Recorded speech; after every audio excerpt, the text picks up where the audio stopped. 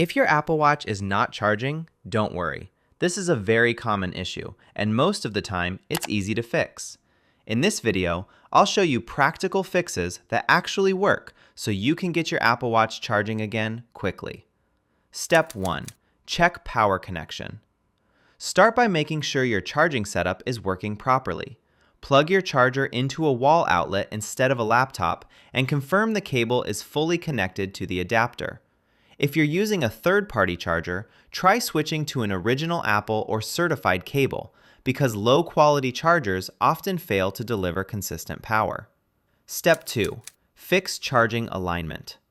Apple Watch charges magnetically, so proper alignment is important.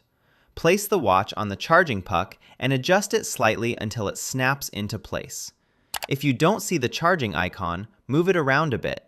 Even a small misalignment can stop the watch from charging completely. Step 3.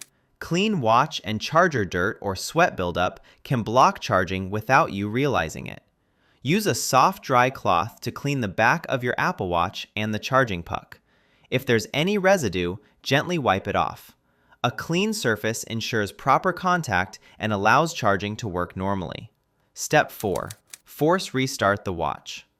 Sometimes a simple software glitch can stop charging. Press and hold both the side button and the digital crown for about 10 seconds until the Apple logo appears.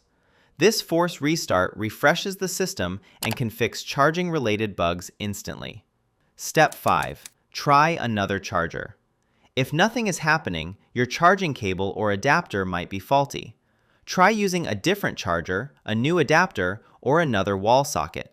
If your watch starts charging with a different setup, then your original charger is likely the issue. Step 6. Check charging limits. If your Apple Watch stops charging before reaching 100%, it might not be broken. Apple uses a feature called optimized charging that limits battery percentage to protect long-term battery health.